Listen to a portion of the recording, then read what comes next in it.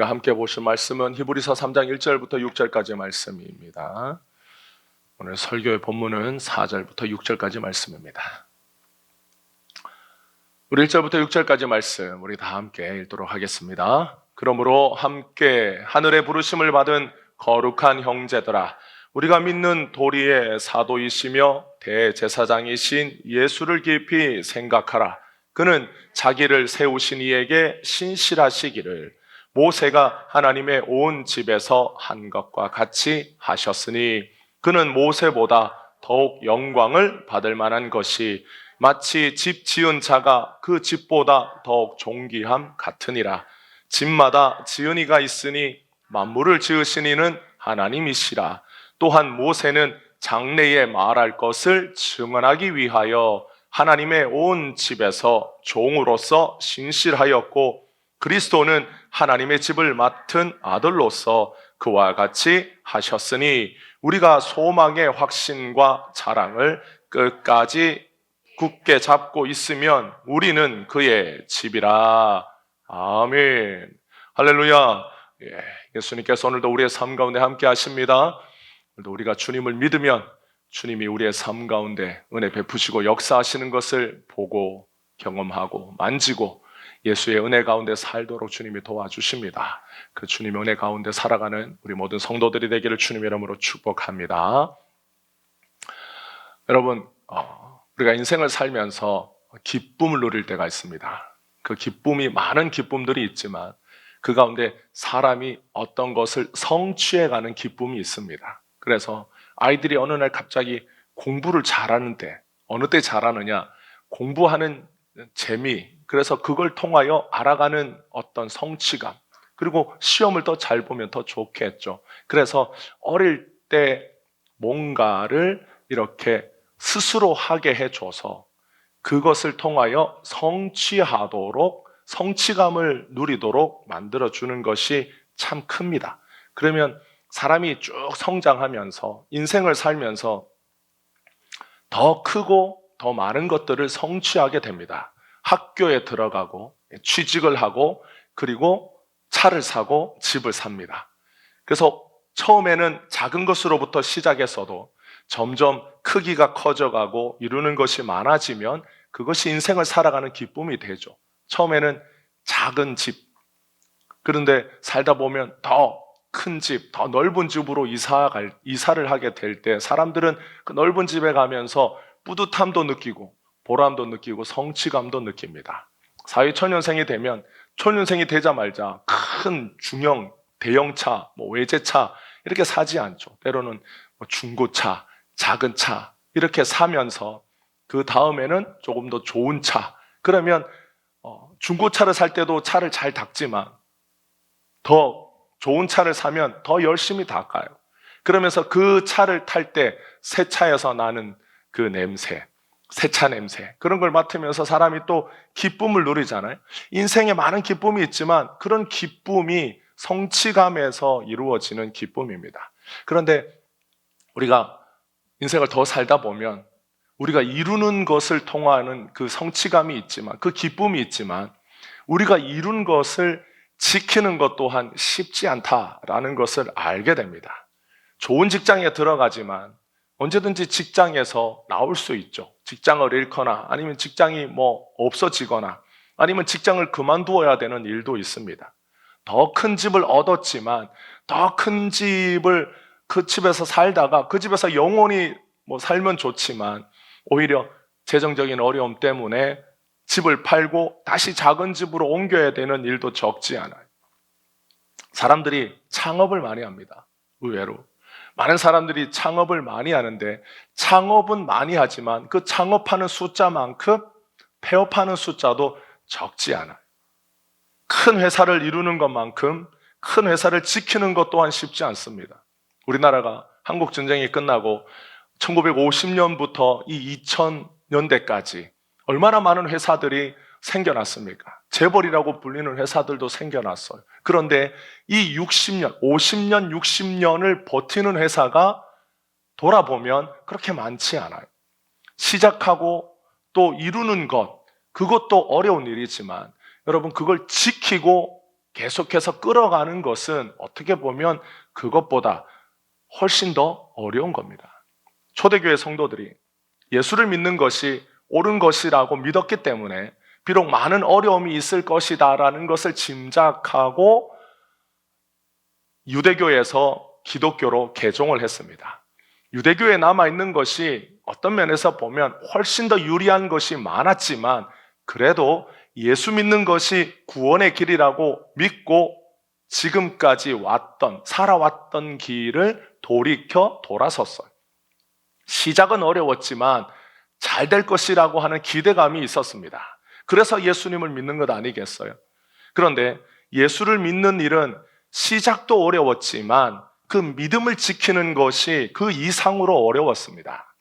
사도 바울은 성도들에게 1절을 보면 성도들을 뭐라고 부르냐면 하늘의 부르심을 받은 형제들이라고 부릅니다. 그러면서 6절에 우리가 소망의 확신과 자랑을 끝까지 굳게 잡고 있으면 우리가 누구의 집이라고요? 하나님의 집이다. 하나님의 집이다 라고 이렇게 말해줍니다. 문제는 뭐냐면 이 소망의 확신, 자랑 이것을 끝까지 붙잡을 수가 없다라는 거예요. 사방을 둘러보면 확신이 들지 않아요. 유대교에 있을 때, 유대교에서 내가 신앙생활을 할 때, 그래서 주님이 구원자를 보내셔서 예수님이라고 하는 구원자를 보내셨다. 그래서 내가 예수님을 믿기로 했다라고 결정하고 돌아섰을 때 지금 나의 주변에는 누구가 있느냐? 나를 힘들게 하는 일이 가득하게 보이는 거예요. 내가 과연 이 길을 계속 갈 수 있을까라고 하는 의구심이 어디에서 먼저 드냐면 내 자신 안에서 먼저 드는 겁니다. 예수를 믿겠다고 용기 있게 나섰지만 돌아보면 예수를 믿고 무엇이 잘 되었는지를 내세우고 자랑할 만한 것이 없는 거예요. 하나님의 집이 되기 위하여, 그러니까 우리가 하나님의 집이다라고 하는 것은 구원에 관한 문제입니다. 우리가 하나님의 집이다, 우리가 구원받았다라는 거예요. 그런데 하나님의 집이 되기 위하여 뭐를 끝까지 붙잡으라고 말합니까? 소망의 확신과 자랑을 끝까지 붙잡으라고 말하는데 나조차도 확신이 없고 자랑할 것도 없는데 어떻게 하나님의 집이 되겠습니까? 우리가 그의 집이 된다라는 것은 결국 우리가 구원을 받는다라는 뜻입니다. 우리가 소망의 확신과 자랑을 끝까지 붙잡으면 하나님의 집이 된다. 예수를 믿고 부자가 되고 예수를 믿고 난 뒤에 성공을 하고 예수를 믿고 모든 것이 다 잘 풀렸다면 확신을 가지겠죠. 예수를 믿으면 성공한다. 예수 믿으면 부자가 된다. 예수 믿으면 잘 된다. 이 확신이 있지 않겠습니까? 확신은 어디에서 나오는 거예요?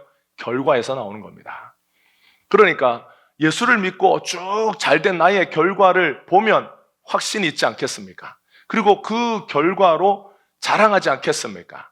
그런데 확신을 가지기가 어렵다는 거죠. 이 초대교회 성도들이 자기가 처한 상황을 보면 바깥으로도 내적으로도 로마의 제국 아래 사는 식민지 사람의 입장으로 그리고 유대 사회 안에서 정착하지 못하고 이제 유대 사회에서 쫓겨난 입장으로서 우리가 살아가는데 우리는 기독교인이라고 하는 숫자도 많지 아니하고 우리가 믿는 예수는 이단이라고 정죄를 받았고 그리고 그 예수는 십자가에서 죽었다라고 사람들이 알고 있고 로마 제국 황제를 섬기지 않는 사람들이라고 하는 낙인도 찍혀 있고 그러니까 여러 가지 상황이 힘든 거예요. 그런데 힘들어도 벌어먹고 살고 또 자녀가 잘 크고 그러면 또 나름 이겨낼 만한데 그게 녹록하지 않은 상황 속에서 믿음을 지키기가 어렵다라는 겁니다. 그래서 확신이 사라지는 거예요. 그리고 사람들 앞에서 자랑할 만한 것도 없다라는 겁니다. 그런 것이 없다면 그래서 우리가 확신을 가지고 자랑을 하면서 내가 얻은 열매를 자랑하면서 끝까지 우리가 예수님 따라가면 우리가 하나님의 집이 된다, 구원받는다 라고 하는 이 바울의 말 속에는 확신도 없어요. 내가 예수 믿는 것이 맞는지 확신이 없어요. 내가 예수 믿고 나서 사람들에게 마땅히 자랑할 것도 없어요. 그러면 내가 끝까지 붙잡고 싶어도 붙잡을 게 없다면 구원을 어떻게 이루냐는 겁니다. 우리가 가끔 신앙 집회에 나와서 간증하는 분들이 있습니다. 요즘에는 그렇게 간증 집회가 많이 없어요. 예전에는 간증 집회가 많이 있었습니다. 그런데 요즘에는 간증 집회가 많이 사라지고 간증을 하는 사람도 많이 사라졌습니다. 그런데 가끔 간증을 하는 사람들이 나와서 뭘 자랑합니까? 뭘 이렇게 말하냐면 자기가 예수 믿고 잘된 것들에 대하여 이야기해요. 그래서 어느 날 자녀를 다 미국에 있는 유명 대학에 보낸 어떤 어머니가 나와서 자녀 교육법에 대해서 교회에서 이야기합니다. 어떻게 교육했다. 그래서 자녀 3명을 다 유명한 대학에 보냈다. 그 사람 말에는 확신이 있어요. 어떤 확신이 있습니까? 내가 자녀들을 잘 양육해서 교육해서 아침마다 성경 읽히고 그래서 신앙생활 잘 하도록 해서 좋은 대학에 갔다. 그래서 확신이 있는 거예요. 그래서 그 사람의 간증에는 자신이 이룬 것에 대한 자랑이 가득합니다. 그런데 초대교회 성도들은 그렇지 않았어요. 초대교회 성도들도 그렇고 지금 우리들 중에도 자신을 보면 바울이 구원의 증거라고 말하는 소망의 확신과 자랑이 없을 수 있습니다. 구원의 증거인 이 소망의 확신과 자랑은 어떻게 가지는 걸까요? 어떻게 하면 우리가 끝까지 붙잡아야 하는 이 소망의 확신과 자랑을 끝까지 붙잡고 하나님의 집이 될 수 있을까? 그리고 이 확신은 무엇에 대한 확신일까요? 무엇에 대한 자랑일까요? 하나님께서 인간을 창조하셨습니다. 인간을 만드셨어요. 그리고 에덴 동산에 두셨어요. 에덴 동산은 누가 누구를 위하여 주신 동산입니까? 하나님께서 인간을 위하여 주신 동산입니다. 그래서 거기에 살라고 에덴이라고 하는 동산은 이렇게 야트막하고 조그만 그런 곳이 아닌 넓은 곳이었어요. 그래서 하나님이 동산을 두시고 그 동산 동쪽 편에 인간을 거하게 하셨어요. 그러니까 에덴 동산은 굉장히 넓은 지역이었습니다. 그런데 하나님이 그곳을 인간이 살 수 있도록 하나님이 지으신 인간이 그곳에서 머물며 모든 것을 누리도록 만들어 주신 곳이 에덴 동산입니다. 하나님이 창조하신 인간이 다른 피조물과 다른 것은 하나님께서 인간에게만 하나님의 영을 부어 주셨다라는 겁니다. 그래서 오직 피조물 중에 하나님이 지으신 이 세상 모든 만물 중에 인간만이 하나님과 교제하는 존재입니다. 하나님께서 지으신 피조물 중에 영적인 존재가 딱 두 존재가 있습니다. 하나는 천사이고 하나는 인간이에요. 그런데 하나님이 천사를 만드신 목적은 하나님과 교제하기 위해서 만드시지 않았어요. 천사는 하나님의 종으로서 부리도록 인간을 섬기도록 만든 존재가 천사입니다. 그러니까 가끔 인간보다 천사를 더 높이 둬서 천사가 나타나면 천사에게 절하고 천사를 섬기는 것은 하나님이 인간을 지으신 그 지위를 잊어버렸기 때문에 그런 거예요. 하나님이 천사보다 인간을 더 높게 만드셨어요. 그 증거가 무엇입니까? 하나님이 하나님의 영을 인간에게만 부어주셨다라는 겁니다. 천사는 영적인 존재이긴 하지만 하나님의 영을 받지는 않았어요. 그래서 하나님이 천사는 부리는 종으로 사람은 하나님과 교제하는 존재로 지으셨습니다. 그래서 천국과 지옥은 영적인 존재만 갑니다. 천국은 누가 갑니까? 사람이 갑니다. 지옥은 누가 갑니까? 사람이 갑니다. 그리고 천사가 갑니다. 영적인 존재만 천국과 지옥에 가는 거예요. 그래서 영이 없는 존재는 가지 않습니다. 그런데 인간이 하나님이 자신의 영을 부어 하나님과 교제하는 존재로 지으셨는데 이게 얼마나 큰 자랑이겠어요? 이게 얼마나 큰 자부심이겠습니까? 하나님의 영이 없는 피조물들은 다 하나님의 영을 가진 인간이 다스리는 존재입니다. 그래서 하나님께서 아담과 하와에게 다스리는 권세를 주신 겁니다. 무엇 때문에? 하나님의 영을 가진 존재이기 때문에. 그러니까 아담과 하와는 자신이 하나님의 영을 가졌다라는 것이 기쁨이자 자부심이자 자랑이었어요. 그런데 어느 날 아담에게 죄가 들어오죠. 그 죄가 어떤 죄입니까? 하나님처럼 되고 싶다라고 하는 죄였어요. 하나님의 말씀을 듣고 하나님과 교제하는 그런 존재였으나 아담의 마음속에는 하나님처럼 되고 싶다. 하나님보다 더 높이 되고 싶다.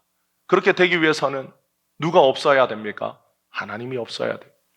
그러니까 이 아담의 마음속에 들어온 이 죄는 하나님이 없는 세상, 하나님처럼 되고 싶은 욕심, 자신을 지으신 창조주보다 더 높아지고 싶은 그 죄가 사람 안에 들어와서 선악과를 먹고 하나님처럼 되겠다라고 행동한 겁니다.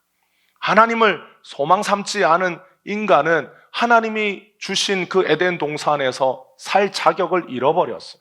그래서 하나님이 에덴 동산에서 보내시는 겁니다. 그래서 에덴 동산에서 쫓겨난 인간들이 세상을 돌아다녀요. 창세기를 보면 인간이 에덴 동산을 떠나서 두루두루 다닙니다. 그래서 정착할 곳을 찾아요. 그리고 그 정착할 곳을 찾아서 그곳에서 살면서 이 땅이 무슨 땅처럼 되기를 원했겠습니까? 에덴 동산처럼 되기를 원했던 것. 왜냐하면 에덴 동산을 기억하는 인간에게는 에덴 동산보다 더 좋았던 곳은 없었기 때문에 자기가 사는 곳이 에덴 동산처럼 풍요롭고 부유하고 모든 것이 넉넉하고 모든 것이 만족스러운 곳이 되기를 바라는 마음으로 정착지를 만듭니다. 그런데 그것을 시작하는 것도 어려웠어요. 인간이 죄를 짓고 난 뒤에 하나님께서 인간만 죄를 지은 것, 인간만 그 죄의 영향을 받는 것이 아니라 하나님의 피조 세계가 점점 인간의 죄의 영향을 받아서 땅이 척박해지고, 과거에는 무엇이든지 심으면 좋은 열매를 맺는 땅이 되었지만 지금은 수고하고 애쓰고 땀 흘려도 그 땅이 그 수고와 열심만큼 결실을 내어주지 아니하고 엉겅퀴와 가시를 내는 저주를 함께 받게 되는 겁니다. 그래서 사람들이 정착지에 가서 땅을 일구고 농사를 짓고 사회를 이루고 그 마을을 이루는 것, 그것이 굉장히 어려웠어요. 그런데 그 시작도 어려웠지만 지키는 것은 더 어려웠습니다. 왜 어려웠습니까? 사람의 욕심, 인간의 역사를 보면 인간의 역사는 침략의 역사예요. 남의 것을 빼앗는 약탈의 역사입니다. 누군가 자기가 사는 정착지를 에덴 동산과 같이 만들고 싶어서 열심히 노력하고 아름답게 가꿨어요. 그런데 그것이 탐나는 인간들은 그곳에 쳐들어가서 빼앗고 약탈하고 침략하여 그것을 가지든지 아니면 망가뜨리는 거예요. 그래서 인류의 역사를 보면 힘 있는 자가 힘 없는 자의 것을 빼앗고 가지고 자기 것을 더 많이 만들다가 자기도 몰락하고, 제국의 몰락을 보면 제국이 100년을 가는 제국이 쉽지 않았습니다. 끊임없이 새로운 나라가 와서 무너뜨리고 다시 세우고, 그 무너뜨리고 다시 세운 나라가 또 무너지고 또 다른 나라가 일어나는 겁니다. 시작하는 것은 어려웠지만 지키는 것은 더 어려웠어요. 예수를 믿고 혼란스럽고 자신감을 잃은 초대교회 성도들에게 바울은 구원에 관하여 말하고 싶습니다. 구원이란 무엇일까? 왜 우리는 예수님을 믿게 되었는가? 왜 우리는 유대교회에 있어도 되었는데 유대교회에서 그냥 하나님을 믿는 것과 예수님을 믿는 것이 무엇이 다른가? 우리가 유대교 안에 있으면서 율법과 계명을 지켜 구원에 이르는 삶과 예수의 이름을 믿고 구원에 이르는 삶이 무엇이 다른가? 그래서 유대교에 오랫동안 살면서 유대교의 구원에 대하여 익숙한 사람들에게 구원에 대하여, 예수님이 주신 구원에 대하여 말하고 가르쳐주고 싶었던 거예요. 그래서 1절에 보면 우리가 믿는 도리의 사도이시며 대제사장이신 예수를 깊이 생각해 보라고 바울이 말을 하는 거죠. 예수를 깊이 생각해 보라고 하는 것은 그 구원자 되시는, 구원을 주시는 예수님에 대하여 생각해 보라는 겁니다. 그리고 구원에 관한 중요한 기준에 대하여 바울이 말합니다. 구원의 기준이 누구이십니까? 예수님입니다. 그래서 예수님을 깊이 생각해 보라는 것. 여러분, 성경이 처세술과 같은 책이라면 우리가 어떻게 하면 이 세상에서 잘 사는 길을 찾을 수 있는지, 우리가 어떻게 하면 이 세상에서 성공할 수 있는지, 부자가 될 수 있는지, 그런 처세나 잘 먹고 잘 사는 법에 대한 책이라면 여러분, 성경은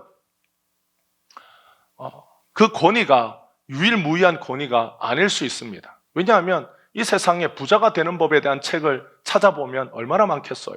그리고 세상에는 부자가 많아요. 여러분, 부자가 되려면 어떻게 해야 되는 줄 아십니까? 부자를 쫓아다니면 됩니다.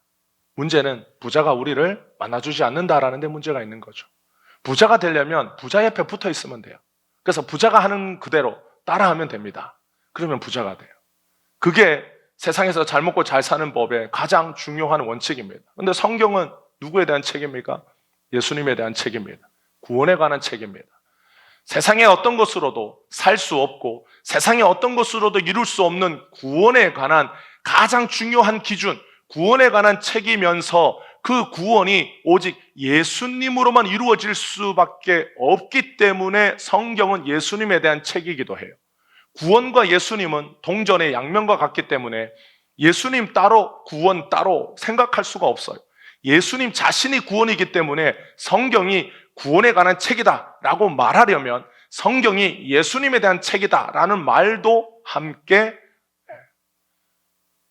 믿고 성경을 봐야 되는 거예요. 그래서 예수에 대해 생각해 보라 라는 말은 예수님이 구원의 기준이기 때문에 구원의 중요한 기준, 그 예수님을 생각해 보라는 겁니다. 예수를 믿고 오히려 삶이 어려워진 성도들은 무슨 생각을 했을까요? 제가 유대교에 있을 때는 그나마 먹고 사는데 어려움이 없었어요. 그런데 예수님을 믿고 먹고 사는 문제부터 어려워졌습니다. 그러면 무슨 생각이 들었을까요? 아, 예수님 믿고 났더니 되게 어렵다. 잘 안 된다. 여러분, 종교를 바꿨는데 삶의 어려움이 찾아왔으면 가장 먼저 무슨 생각을 하겠습니까? 내가 종교를 잘못 바꿨다. 그래서 예전에 불교에 있다가 예수를 믿는 사람들이 집에 우환이 찾아오면 가장 먼저 무슨 얘기합니까? 아니, 부처님 믿다가 예수님 믿으면 당연히 그렇게 되지. 부처님이 싫어하지. 라고 생각하는 거예요. 그렇게 생각하지 않았겠습니까? 바울은 이렇게 힘들고 어려워하는 성도들에게 먼저 뭐라고 말하고 싶으냐면 우리 자신에게서 답을 찾지 말고 예수님을 생각해보자 라고 말하는 겁니다. 그리고 바울은 갑자기 예수님에 대한 얘기를 하다가 집에 대한 얘기를 해요. 이 세상의 모든 집은 집을 지은 사람이 있지 않냐. 저절로 집이 뚝딱 생겨난 것이 없는 것처럼 어느 날 갑자기 아무것도 없었는데 집이 갑자기 생겨난 것이 어떤 이유 때문에 생겨났겠어요? 누군가 그 집을 지었기 때문에 생겨나지 않았겠습니까? 그런데 이 세상을 연구하고 이 세상을 탐구하고 관찰하는 과학자들은 이 세상이 어떻게 생겨났습니까? 라고 말하면 우연히 생겨났습니다. 라고 말합니다. 우리가 어릴 때 장난감을 만들어요.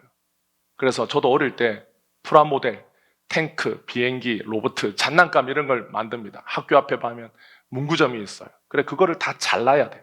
완성품으로 나오는 게 아니라 만드는 재미가 있지 않습니까? 그래서 그걸 이렇게 칼이나 니퍼를 가지고 이쁘게 잘라서 그걸 막 조립을 해요. 팔 조립하고 다리 조립하고 머리 조립, 몸통 조립하고 다 만들어서 딱 이렇게 보면 기쁨이 있는 거죠. 아, 성취감, 내가 만들었다. 그런데 그 조각들을 다 잘라서 박스에 넣고 막 흔들어서 딱 뚜껑을 열면 로봇가 짜잔 하고 만들어집니까?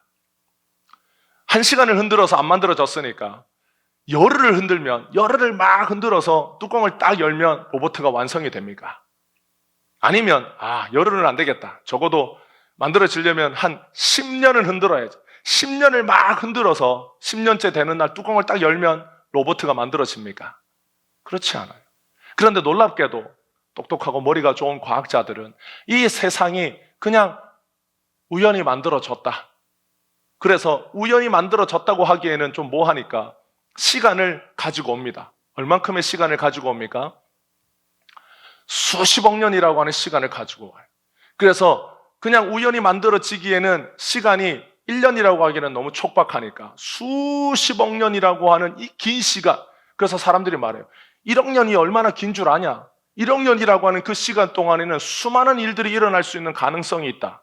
그래서 그 시간 동안 우연히 무엇인가 만들어지고, 단세포가 만들어지고, 무기물에서 유기물이 만들어지고, 유기물이 단세포가 되고, 단세포가 결합해서 다세포가 되고, 어떤 원시 생명체가 생기고, 그리고 또 수십억 년의 기간 동안 진화하고 우연과 어떤 것이 합쳐져서 진화라고 하는 과정을 통해서 지금의 우리가 된 것이다라고 그 똑똑하신 과학자들이 말하는 겁니다.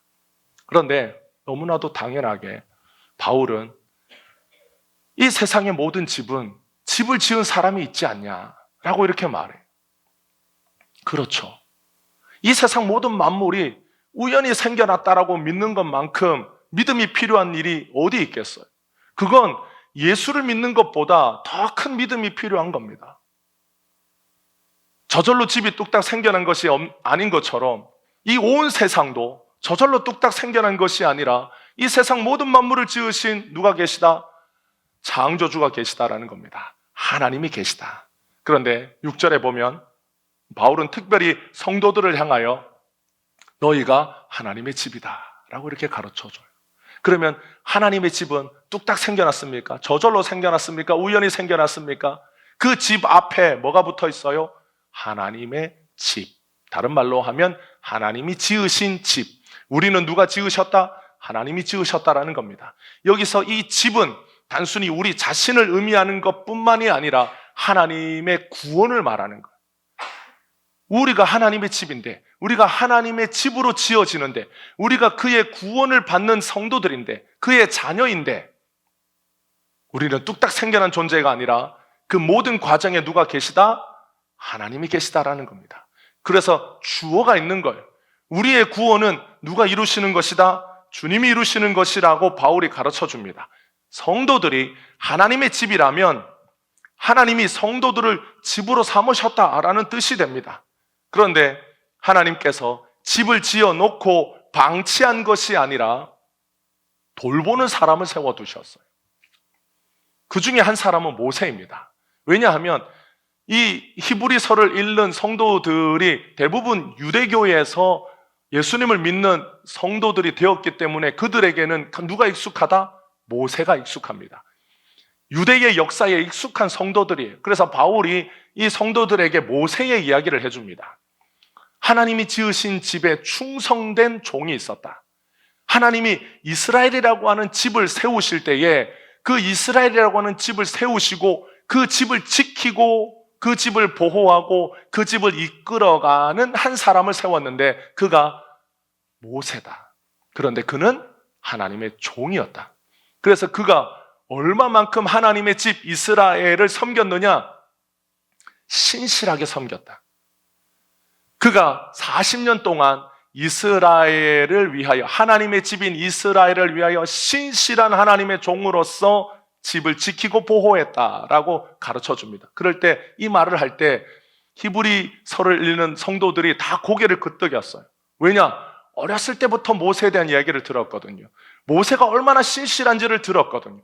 모세가 하나님의 종으로서 이스라엘 민족을 어떻게 인도해 왔는지, 그가 얼마나 헌신했는지, 그가 얼마나 충성되었는지, 그가 자신의 목숨을 버려서라도 이스라엘 민족을 지키려고 어떤 눈물을 흘렸는지, 노력을 했는지 어렸을 때부터 모세 이야기를 듣고 자랐기 때문에 바울이 이 이야기를 할 때 그렇지, 모세는 정말 훌륭하고 신실한 하나님의 종으로서 이스라엘을 지키고 보호한 사람이었지. 모세는 위대한 사람, 신실한 사람, 충성된 사람.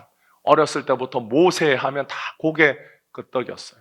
모세 하면 다 한 수 접고 들어갔어요. 그런데 하나님께서 이 집을 지키려고 종으로 삼은 모세보다 더 신실하신 분이 계시다라고 바울이 말합니다. 그런데 모세를, 하나님께서 이 인간 모세를 자신의 종으로 불러서 이스라엘을 약속의 땅으로 인도하는데 끝까지 신실하도록 역사하셨어요. 이 이스라엘 민족의 주인은, 이스라엘이라고 하는 집을 세우신 분은 누구십니까? 하나님이십니다. 그리고 그 집을 지키는 종으로 모세를 보내셨어요.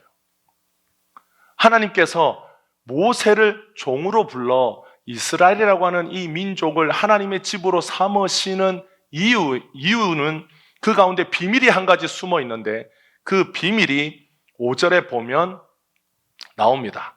모세는 장래에 말할 것을 증언하기 위하여 하나님의 온 집에서 종으로 신실했다.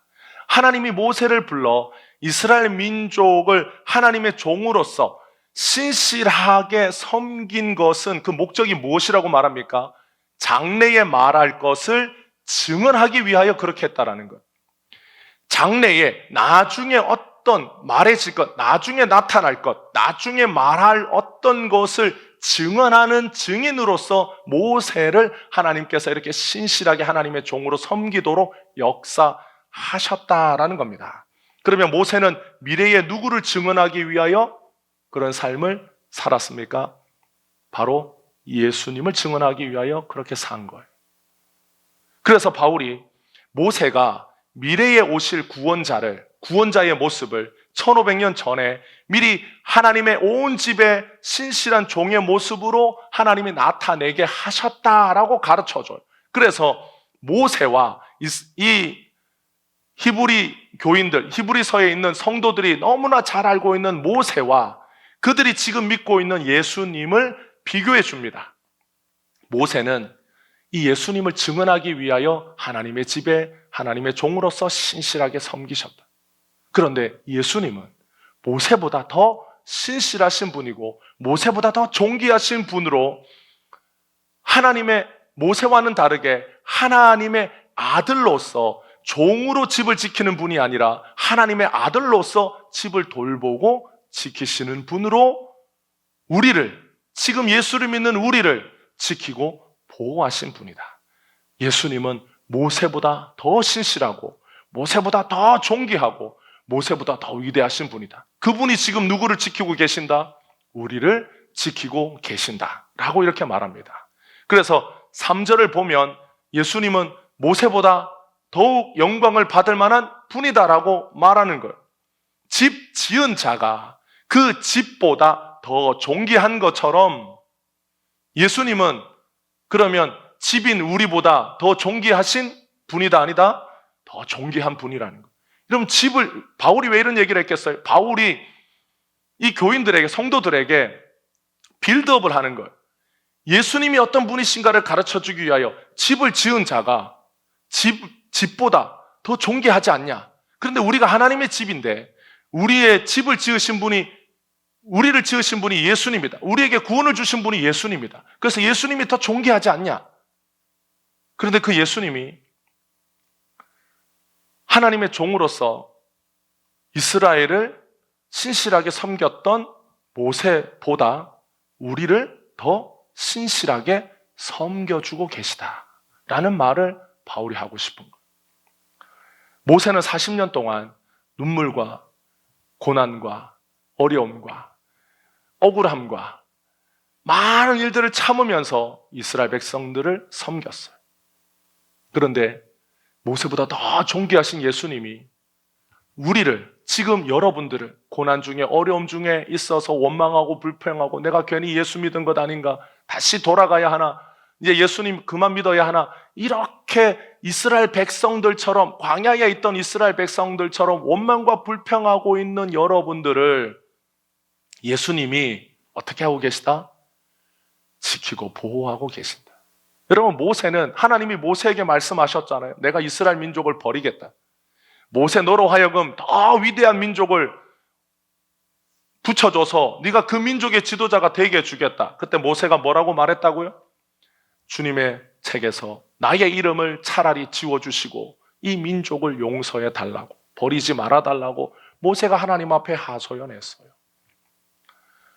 그처럼 이스라엘 민족이 모세를 그렇게 지도자로 인정하고 지도자로 섬기는 것은 먼 후대의 일이에요.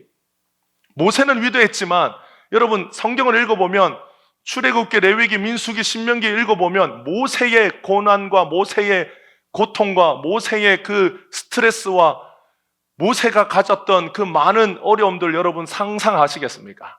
여러분 보고 모세처럼 살라고 그러면 살겠습니까? 못 살아요. 40년을 그렇게 살았어요. 얼마나 충성되고 신실한 하나님의 종입니까?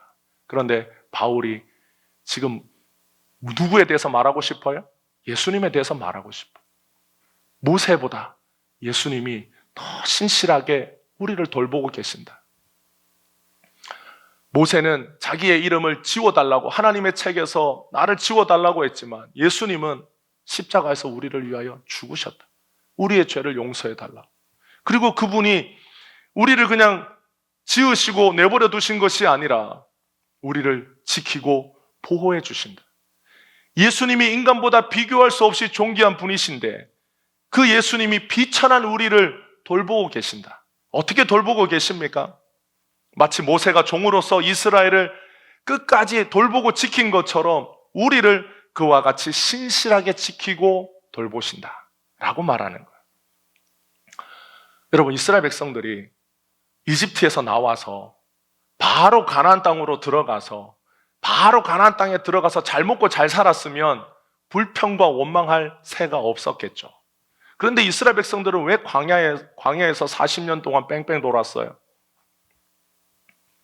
그들이 하나님을 몰랐기 때문입니다. 하나님이 어떤 분이신지를 몰랐어요. 그래서 시내 산에서 하나님과 계약을 맺고 그들이 율법과 계명을 받고 그럼에도 불구하고 하나님이 어떤 분이신지를 모르고 하나님을 향하여 원망과 불평을 하니까 하나님이 광야 40년을 돌게 하면서 누구에 대하여 가르쳐 주셨느냐? 하나님이 어떤 분이신지에 대하여 가르쳐 주셨어요. 그래서 이스라엘 백성들이 그 광야 40년 동안 우리는 광야 40년 동안 광야에서 뺑뺑이 돌았구나, 고생했구나, 힘들었구나, 얼마나 괴로웠을까. 가나안 땅이 멀지 않은데 그 가나안 땅에 바로 들어가지 못하고 그 모압 평지 주변을 뱅글뱅글 40년 동안 도는 인생. 아침에 구름 기둥이 움직이면 아버지가 말합니다. 얘들아, 장막을 걷어라. 구름이 움직인다. 그러면 자식들이 또 군시렁군시렁 하면서 왜 또 움직이는 거야? 이러고 집안 집기를 채우고 장막을 거두고 그걸 실어서 등에 메고 출발합니다. 좀 가는가 싶으면 또 갑자기 구름 기둥이 서요. 그러면 하나님이 이곳에서 또 며칠을 지날지 하나님 미리 가르쳐 주지 않아요. 그냥 구름 기둥이 서면 이스라엘 백성들은 또 장막을 펴라. 장막을 펴요. 그렇게 40년 동안 도는 인생을 살았어요. 그래서 우리는 그걸 보면 이스라엘 백성들은 힘들었겠다, 괴로웠겠다, 40년 동안 진짜 죽을 고생했네 라고 생각합니다. 그런데 하나님은 왜 그렇게 하셨어요? 고생 좀 해봐라. 너희들이 나를 믿지 않다니 이놈의 자식들. 그래서 한번 뺑뺑이 돌아봐라. 인생의 쓴맛을 한번 봐라. 하나님이 그렇게 하시려고 40년 동안 이스라엘 백성들 광야에서 돌리신 게 아니에요. 하나님의 목적은 항상 선하고 좋으신 뜻이 숨겨져 있습니다. 우리의 눈에 어떻게 보이든 간에. 그래서 하나님은 이스라엘 백성들 40년 동안 누구를 가르쳐 주셨느냐? 하나님이 어떤 분이신지를 가르쳐 주셨어요. 너희를 이집트 땅에서 구원해 내신 하나님이 어떤 분이신지, 그분이 얼마나 은혜스러우신 분이신지, 너희가 이집트에서 그냥 400년이 아니라 쭉 노예로 살다가 그곳에서 죽고 그곳에서 어디에 뼈를 제대로 묻는지 버리는지도 못한 그냥 노예로서 인생 마칠 수도 있었지만, 아니 그게 좋으면 이집트로 돌아가라. 이집트에서 노예로 사는 것이 기쁘고 즐겁고 행복하면 이집트로 가라는 거예요. 그게 아니라 하나님이 약속하신 그 약속의 땅에 하나님과 함께 행복하게 사는 것이 좋으면 하나님을 따르라는 것, 그 하나님을 믿으라는 것. 그런데 그 하나님을 믿지 못하니까 하나님이 어떤 분이신지를 가르쳐 주신 것, 하나님이 얼마나 좋으신 분이신지, 은혜로운 분이신지, 그분이 얼마나 선하신 분이신지, 사랑이 얼마나 많으신 분이신지를 광야 40년 동안 경험하게 해 주신 것. 여러분, 우리가 예수를 믿고 바로 천국에 가면 얼마나 좋겠어요. 예수님이 이 땅의 모든 영광과 존귀를 내려놓고 이 땅에 오셨습니다. 그리고 세상 모든 만물을 지으신 창조주로서의 권리를 내려놓고 죄인인 우리를 대신하여 죽으셨어요. 그리고 죽으셨을 뿐만 아니라 부활하셔서 영원토록 성도인 우리와 함께 끝까지 함께 하시겠다고 약속하셨습니다. 그래서 사도 바울이 이 예수님에 대하여 소망의 확신을 가지라고 말합니다. 모세보다 더 위대하신 예수님, 모세보다 더 신실하게 하나님의 집을 지키고 보호하시는 분, 그분에 대하여 소망의 확신을 가지라. 구원의 소망은 인간에게서 확신을 가질 수 없습니다. 왜 그렇습니까? 우리는 밤낮으로 생각이 바뀌어요. 아침 저녁으로 마음이 변합니다. 제가 고등학교 2학년 때 1학년 마치고 2학년 올라갈 때 선생님이 이과 갈 사람, 문과 갈 사람 선택하라고 그랬어요. 남자들은 대부분 이과를 갑니다. 그래서 저희가 10반이었는데 6반은 이과반이었고 4반은 문과반이었어요. 그래서 일주일, 요 한 주간 동안 결정해서 문과 갈 사람 문과 적고 이과 갈 사람 이과 적어서 내라고 선생님 말씀하셨어요. 그런데 저는 고민이 됐어요.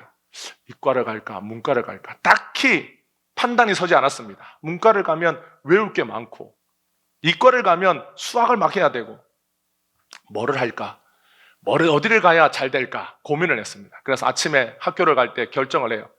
이과를 적어내야지. 그리고 집에 돌아올 때는 그래도 문과가 낫지 않을까. 이 고민을 일주일 내내 했습니다. 그래서 금요일 날 드디어 내야 될 때가 왔어요. 안 낸 사람 빨리 내라. 그때까지 아침에는 이과를 갈까? 저녁에는 그래도 문과가 낫지 않을까? 그렇게 고민하다가 결국 어떻게 했겠어요? 대세를 따르자. 다 가는 쪽으로 가자. 그래서 이과 갔습니다. 뭐 결정해서 간 게 아니에요. 그냥 많은 학생들이, 남학생들은 많은 학생들이 대부분 다 이과를 가니까 그냥 나도 이과를 가자라고 이제 이과를 적어서 이과를 갔어요. 그런데 예수님은 어떤 분이십니까? 예수님은 한결같은 분이십니다. 신실하다라고 하는 것은 변하지 않으시는 분이라는 뜻이에요. 좋으신 예수님이 영원부터 영원까지 한결같고 신실하십니다. 그래서 구원의 소망을 사람에게 두면 여러분 반드시 낙심하고 반드시 실망하고 반드시 포기하게 됩니다. 그런데 그 구원의 소망을 누구에게 두라? 예수께 두라.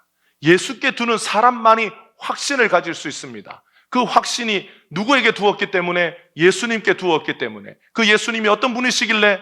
그분은 신실하셔서 변함이 없으신 분이고 인간처럼 조변 섞게 하지 않으시고 조삼모사 하지 않으시는 분이시기 때문에 언제나 그분은 한결같으시다.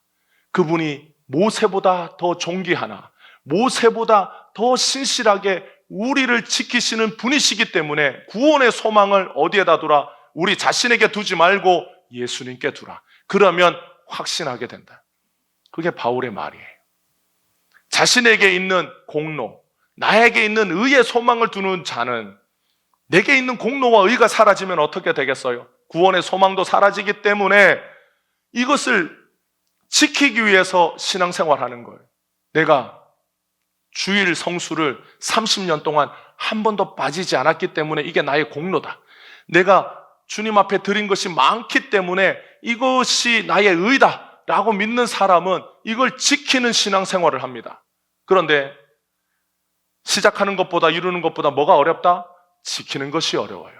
30년을 지켰으면 30년 지나고 그 다음 날 30년 동안 했던 것을 하지 않으면 이 30년 것이 날아가기 때문에 30년 했으면 다가오는 30년도 그렇게 살아야 하는 부담감과 매임 속에 신앙생활을 해야 합니다. 그 부담감과 매임 속에 신앙생활하는 사람에게 자유가 있겠어요? 없습니다. 내가 기도해서 복받았다 라고 믿는 사람은 어떤 신앙생활 하겠습니까?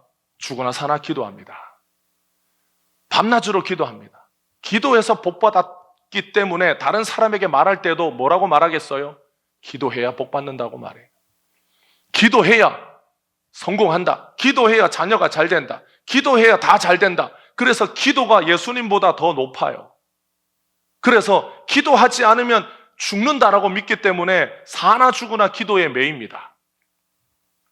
기도가 자기를 구원하는 구원자가 됩니다. 여러분, 구원은 어떻게 받습니까? 많이 기도하면 구원받습니까? 많이 예배 드리면 구원받습니까? 기도가 중요하지 않다, 예배가 중요하지 않다라고 말하는 게 아니에요. 구원에 대하여 말할 때, 여러분, 유대교에서 이 히브리서에 있는 교인들은 어렸을 때부터 성경을 외웠어요. 예배를 한 번도 빠지지 않았어요. 그게 자기들의 의와 자기들의 공로였습니다. 그런데 그것으로는 구원받지 못한다, 예수의 이름을 믿으면 구원받는다 라고 하는 이 진리를 듣고 예수님을 믿고 난 뒤에 구원받는 자의 자유가 무엇인지, 구원은 어떻게 받는 것인지를 깨닫고 그때부터 더 기쁨과 즐거움과 자유함으로 예수님을 믿는 거예요. 예수님의 이름으로 말미암아 구원받았다라고 믿는 사람은 그러면 기도를 그때부터 팽개치느냐, 예배를 안 드리느냐? 더 잘 기도하고 더 잘 예배합니다. 그게 올바로 예수 만난 사람이에요. 자신의 공로와 의를 위하여 사는 사람은 거기에 종처럼 노예처럼 매여 살게 됩니다. 조금의 흠과 점만 있어도 두려워 떠는 거예요.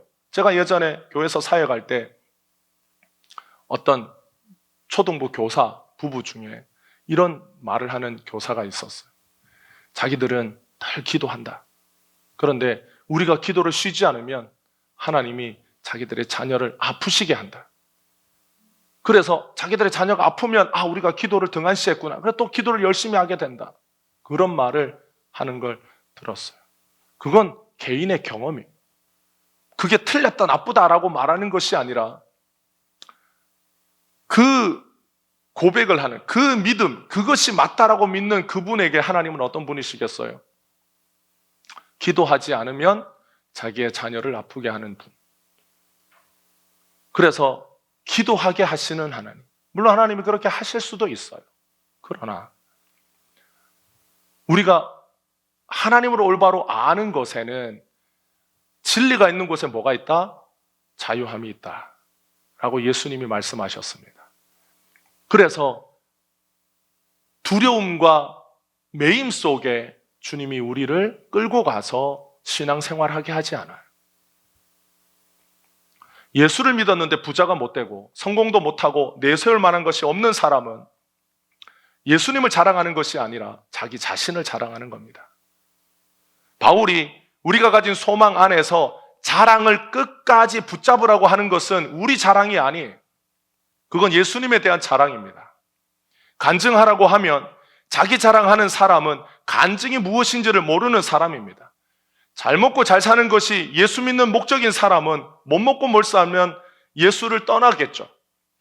그러나 예수님이 우리의 영혼을 구원하는 구원자인 것을 아는 사람은 내가 가진 무엇으로도 구원할 수 없는 나의 영혼을 구원해 주신 예수님을 자랑합니다. 여러분, 돈으로 우리의 영혼을 구원할 수 있으면 예수님이 필요 없겠죠. 세상의 성공으로 나의 영혼을 구원할 수 있으면 예수님이 필요 없겠죠. 세상 명예가 나를 구원하면 예수님이 필요 없겠죠. 그러나 돈과 성공과 명예, 그것으로 나의 영혼을 구원할 수 없고 나의 영혼을 구원하실 수 있는 유일한 분이 예수님이라면 우리는 돈과 성공을 자랑하는 것이 아니라 누구를 자랑해야 합니까? 예수님을 자랑해야 합니다. 돈과 성공이 자랑의 이유이자 목적이라면 여러분, 재벌이 믿는 종교를 믿는 것이 더 낫지 않겠어요? 그래서 제가 알아봤어요. 우리나라 10대 재벌들이 가진 종교 대부분 불교거나 무교입니다. 우리나라의 제1의 기업 원불교입니다.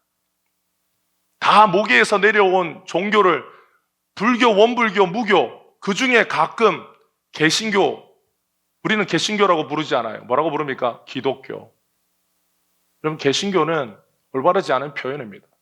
기독교, 천주교, 불교, 그것이 바른 말이에요. 그런데 그 중에 예수님을 믿는 기독교인이 있다라는 거예요. 왜 기독교인이 되었을까? 그 중에 예수를 믿는 계기는 그 회사가 막 성장해서 예수를 믿은 게 아니에요. 언제 예수 믿었게요? 감옥에 있을 때 예수 믿었습니다. 회사가 사법 리스크로 재벌의 총수가 감옥에 갔을 때 그 감옥에서 신앙을 가진 경우, 그때 예수 믿었어요. 잘 될 때 예수 믿었어요? 아닙니다. 그가 예수님을 자랑하려면 반드시 무슨 이야기 해야 됩니까? 자기가 감옥에 간 이야기를 해야 돼요. 그게 자랑입니까? 그에게는 자랑입니다. 예수님은 언제 만납니까? 대부분 망할 때 만납니다. 인생의 위기가 크면 클수록 예수를 깊이 만날 확률이 높다 낮다? 높습니다. 예수님에 대한 자랑은 언제 생깁니까? 내가 망할 때 생깁니다. 죄 많고 허물 많은 나 같은 자를 전능자가 만나주셨다라는 감격과 기쁨이 자랑이 됩니다. 나같이 훌륭하게 예수 믿는 자를 전능자도 인정해서 복을 주셨다. 그래서 내가 복 받았다라고 하는 자랑은 예수에 대한 자랑이 아니라 예수님에 대한 모욕이에요. 누구에 대한 자랑입니까? 나에 대한 자랑이에요. 내가 너무 잘했더니, 내가 너무 이렇게 했더니, 내가 이렇게 하나님을 잘 섬겼더니, 내가 이렇게 충성 봉사했더니 내가 복을 받았다. 하나님은 사람을 보는 눈이 없으시다 라고 하는 것을 그 간증으로 자기 자랑하면서 예수님에 대한 모욕을 하는 거예요. 간증은 어떻게 하는 겁니까? 나는 낮추고 예수님은 높이는 거예요. 여러분, 왕이 어느 날 천한 종을 불러서 잘했다. 네가 뭘 했길래 어떤 그 세상의 천한 노예를 불러서 네가 좀 쓸만하니 내가 너에게 지위를 줘서 일을 좀 시켜야겠다. 그랬더니 이 노예가 그렇습니다, 왕이시여. 제가 좀 잘났습니다. 제가 가진 것이 좀 있지요. 그래서 왕도 저를 알아보시고 저를 그렇게 벼슬도 주시고 저에게 돈도 주시고 저를 사용하시니 참 훌륭하십니다 라고 왕 앞에서 껄껄하고 웃었으면 왕이 저놈의 목을 당장 쳐라 그렇게 하지 않겠어요? 그런데 우리는 하나님 앞에서 뭐라고 말하냐면 내가 충성하고 봉사해서 이렇게 했더니 하나님이 나에게 복을 주셨다. 하나님이 죄 많고 허물 많은 인간의 그 본 모습도 보지 못하는 눈이 가려진 우상처럼 하나님을 낮추는 거예요. 간증은 어떻게 하는 겁니까? 우리 자신은 마른 막대기 같고 죄 많고 허물 많고 쓸모없으나 우리를 긍휼히 여겨주시고 불쌍히 여겨주신 분이 우리를 어떻게 은혜롭게 대해주셨는지 하나님은 높이고 나는 낮추는 거예요. 한낱 인간 앞에서도, 인간 왕 앞에서도 자기는 뭐라고 말합니까? 사람들이 다 임금 앞에서는 자기를 낮춰요. 저같이 천한 자를, 무능한 자를 성은이 만극합니다고 머리를 땅에 박으면서 왕의 은혜를 찬양합니다. 그런데 하나님 앞에서, 전능하신 분 앞에서 우리가 간증을 할 때는 어떻게 해야 하겠습니까? 하나님을 지극히 높이고 우리는 지극히 낮추어야 되는 거예요. 그렇게 하나님 앞에서 신실하게 우리를 지키시는 분이 누구십니까? 예수님이십니다. 그 예수님이 우리를 그렇게 돌보신다라고 말하는 거예요. 그 예수님이 그렇게 우리를 지키신다라고 말하는 거예요. 그 예수님이 이 땅에 와서 하나님의 아들이신 예수님도 이 세상에 살 때는 사람들에게 공격받았어요. 어떻게 공격받았습니까?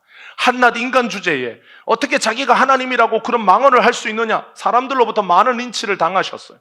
그럼에도 불구하고 예수님은 우리를 구원하시기 위하여 끝까지 그 구원의 길을 걸어가셔서 우리의 죄를 짊어지고 우리에게 생명 주셨어요.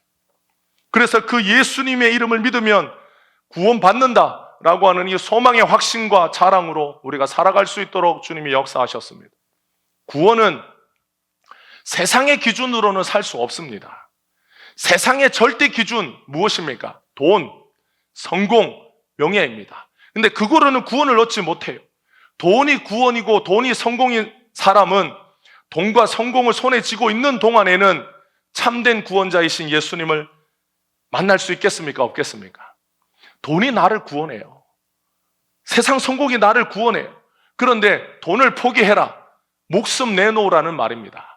돈이 나를 구원하는데, 돈이 구원자인데 어떻게 돈을 포기하겠어요? 돈이 없으면 내가 구원받지 못하는데. 자신을 구원할 동아줄을 놓을 사람은 아무도 없습니다.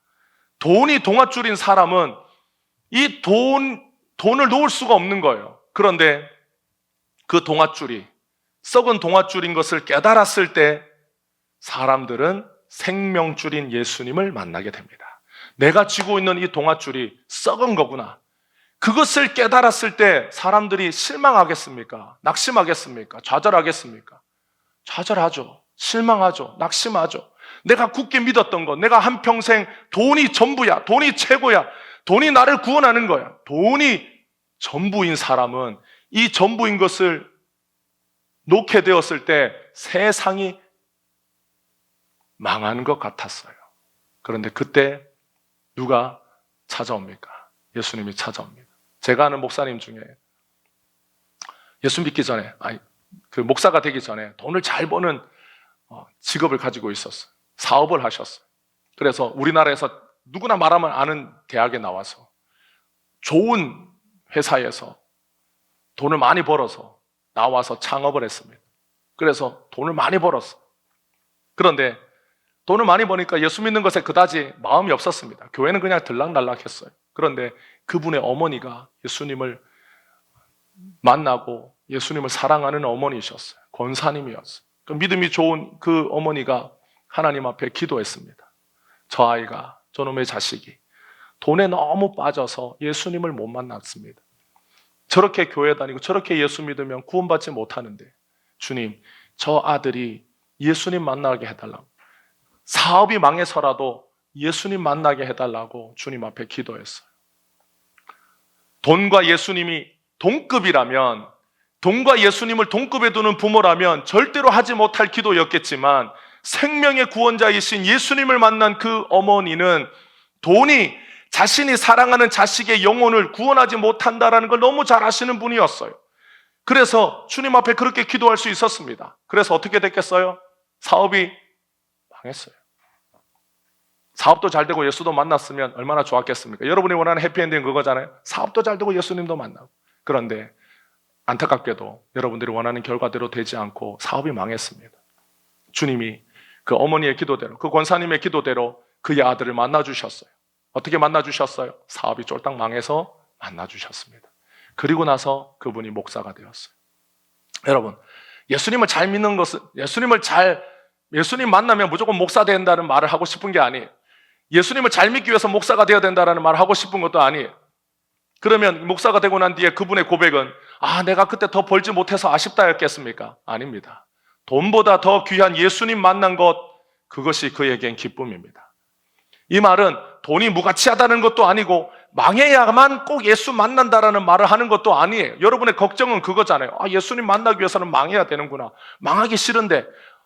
그래서 늘 거기서 갈등하는 것 아니겠습니까? 예수를 만나기 위해서 꼭 망해야 되는 게 아니에요. 예수 만난 사람들 중에는 망한 사람이 많다. 그래서 여러분들에게 그렇게 위로를 해드립니다. 그러나 망했을 때 예수 만난다라는 그 사실은 변하지 않아요. 사람은 자신이 믿고 확신하는 것을 스스로 포기하고 구원에 이르는 존재가 아닙니다. 내가 믿고 있는 것을 스스로 놓고 예수를 붙잡는 사람은 아무도 없어요. 이걸 놓은 뒤에 예수님을 붙잡는 거지. 그래서 이것을 놓지 않을 때 어떻게 합니까? 부모님이 아이가 이걸 놓고 이걸 쥐도록 이걸 끝까지 붙잡고 있으면 어떻게 해요? 부모님이 사랑스러운 손으로 손가락 하나씩 다 펴줘요. 그래서 이걸 붙잡아라. 사람은 어리석어서 자기가 믿고 붙잡는 것을, 이것이 나를 구원한다고 할 때 절대로 스스로 이걸 놓지 못합니다. 끊어지거나 펴지거나. 그래서 이걸 붙잡는 거예요. 그래서 내가 예수를 나의 스스로 믿었다? 오해입니다. 그런 사람은 없습니다. 다 우리가 끊어진 줄을 놓고 한없이 떨어질 때 주님이 건져주셔서 생명줄이신 예수님을 붙잡게 해주셨거나, 아니면 어리석고 완악하고 무지해서 예수님이 우리의 손가락을 하나씩 펴서 그 줄을 놓고 생명줄이신 예수님 붙잡게 해주셨거나, 이 둘 중에 하나밖에 없는 거예요. 사랑하는 성도 여러분, 인생을 살면서 성공만 한다면 얼마나 좋겠습니까? 실패 없이 성공의 대로만 달리면 그게 진짜 성공한 사람일 것 같은데 실제로는 어떻습니까? 그런 인생은 없을 뿐더러 실패를 모르고 사는 인생이 더 위험합니다. 결국 인생에서 한 번은 실패할 텐데 실패를 모르고 사는 사람이 그 한 번의 실패를 만났을 때 세상이 망했다라고 다 다 포기할 가능성이 더 크기 때문이에요. 예수님은 우리가 예수를 믿는 순간에 천국에 데려가지 않고 이 땅에서 정해진 시간 동안 살게 해주십니다. 구원이란 구원자가 없이는 이루어질 수 없고 그 구원자를 아는 것이 곧 구원이 주는 기쁨과 감사의 이유가 됩니다. 그래서 나를 구원하신 분이 누구신가를 아는 기쁨, 그래서 그분이 얼마나 좋으신 분이신가를 아는 데서 오는 감사, 그것이 구원을 받은 사람의 삶에 오는 자유와 기쁨과 즐거움입니다. 우리가 예수 믿는 순간에 우리는 다 천국에 가면 얼마나 좋겠어요. 이스라엘 백성들처럼 40년 동안 광야에서 뺑뺑 돌지 않고 우리가 예수를 믿는 그 순간에 천국 가면 우리가 예수 믿고 나서도 좌절할 일도 없고 근심할 일도 없고 염려도 없고 그냥 천국 가서 행복하게 살면 되잖아요. 그런데 우리가 예수 믿고 다 그 순간에 천국 가면 어떻게 되겠습니까? 이 땅에 예수 믿는 사람이 남아있지 않는 거예요. 이 땅에 예수 믿는 사람이 아무도 남아있지 않으면, 예수 믿는 자가 없다면 누가 예수님을 전하겠어요? 여러분, 신앙에는 상식과 비상식이 있습니다. 그런데 구원에 관한 문제는 대부분 다 비상식적인 거예요. 세상 사람들이 볼 때 구원을 받으려면 착하게 살고 나쁜 짓 하지 않는 것이 상식이지만 기독교는 예수 이름을 믿으면 모든 죄가 사함받고 구원을 받는다라고 합니다. 세상의 상식으로는 이해가 되지 않는 거예요. 그런데 이 세상의 상식이 가장 통하지 않는 비상식적인 곳이 어디입니까? 감옥입니다. 교도소예요. 세상의 상식을 저버리고 비상식적인 일을 했던 사람들이 가득 모여 있는 곳이 교도소입니다. 그런데 가장 비상식적인 곳에서 사람들은 예수님을 만나요. 전능하신 분이 우리의 영혼을 구원하실 때에 때로는 세상의 상식과 기준으로는 이해되지 않는 방식과 방법으로 우리를 다루실 때가 있습니다. 세상의 상식은 돈이 있어야 염려와 근심이 없지만 초대교회 성도들은 돈이 없고 미래가 보이지 않을 때 예수님의 기묘한 방법으로 인도함을 받는 비상식의 세계, 초상식의 세계를 경험합니다. 두려울 수밖에 없고 염려할 수밖에 없고 걱정할 수밖에 없는 그러한 삶을 살면서도 초대교회 성도들이 모여서 예배 드릴 때 기뻐하고 즐거워하고 주님을 의지하고 위로를 받고 앞으로의 미래는 보이지 않으나 주님의 손에 맡기고 거기에서 오는 감사로 모여서 적은 수가 예배를 드려도 거기에는 감격과 기쁨의 눈물이 있었어요. 세상의 상식의 눈으로 보면 그들이 모여 있는 곳은 상식에 통하지 않는 세상이에요. 왜 그렇습니까? 그들의 소망이 자기들에게 있지 않고 예수님에게 있었기 때문입니다. 그들에게 있어서 참된 구원의 소망, 구원의 확신은 이 세상에 있지 않고 예수님께 있었어요. 자기들의 영혼을 구원하는 것은 로마의 황제도 아니었고 율법과 계명에 따른 의와 공로도 아니었고 이 세상이 가르쳐주는 상식이 아니라 우리의 영혼을 구원하시는 유일한 분은 예수님이라는 것을 알았기 때문에 그분을 자랑했어요. 그래서 초대교회 성도들이 모였을 때 간증하면 누구 자랑했겠습니까? 예수님 자랑했어요. 내가 앞이 보이지 않는데 내가 주님 앞에 기도했더니 주님이 용기 주시고 힘 주셨습니다. 그래서 오늘 나가서 일을 했더니 내가 생각지도 못한 기회를 만나서 오늘 하루 걱정하지 않고 먹고 살 수 있도록 주님이 도와주셨습니다. 하루 먹고 사는 게 뭐 감사해요. 그런데 예수님을 통하여 만난 경험을 한 성도는 예수님이 자신의 삶을 지키고 보호해 가신다라고 하는 그 감격에 예수님에 대한 자랑을 하고 거기에서 감격하고 그 간증을 듣는 성도들이 주님이 우리를 지키고 돌보신다라고 하는 그분은 신실하신 하나님의 아들로서 우리를 하나님의 자녀로 우리의 집을 세워가시고 지어가시는 분으로 우리를 끝까지 돌보시는 분이다 라고 하는 자랑과 감격과 감사로 예배드렸습니다. 우리들의 삶도 그와 같기를 바랍니다. 우리들의 예배도 그와 같기를 바랍니다. 우리 안에 자랑이 예수에 대한 자랑이 되기를 바랍니다. 우리에 대한 감격이 예수님에 대한 감격이 되기를 바랍니다. 우리의 소망을 우리에게 두지 말고 예수님께 두어서 그분에 대한 소망의 확신과 예수님에 대한 자랑이 가득하여 상식의 세상에 사는, 초상식을 사는 우리들의 모습을 통하여 예수님의 이름이 아름답게 드러나기를 주님의 이름으로 축복합니다. 기도하겠습니다. 사랑과 은혜가 많으신 우리 주님, 우리의 영혼을 구원하신 주님, 신실하신 하나님의 아들로서 세상 끝날까지 우리를 지키고 돌보시는 주님, 그 예수님 안에 우리의 소망의 확신을 두고 그 예수님을 끝까지 자랑하면서 주님이 우리에게 주신 이 땅의 삶을 살아가도록 도와 주시옵소서. 오늘도 우리의 자랑이요, 우리의 소망의 확신이요, 우리의 유일하신 구원자가 되시는 예수님의 이름으로 기도하옵나이다. 아멘.